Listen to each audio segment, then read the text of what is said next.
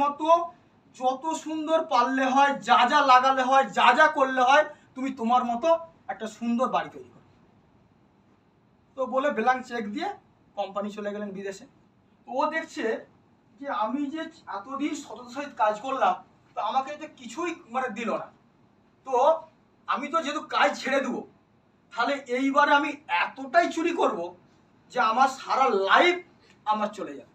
তো উনি কি করলেন, যত কোমা রড পাওয়া যায়, কোমা রড, কোমা বালি, কোমা সিমেন্ট, প্রচুর টাকা ওখান থেকে ঝাড়া শুরু করলো।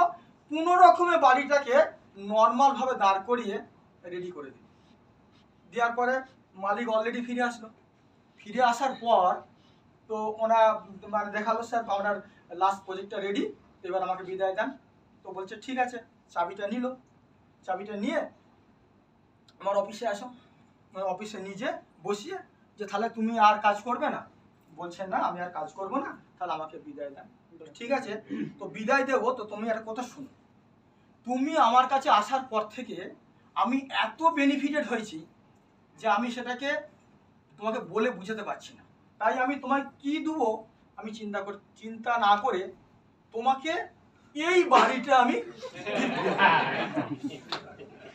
কেমন হয় বলুন এবার। তখন সে হাহাও করে কাঁদছে যে আমি কি করলাম, আমি কি করলাম।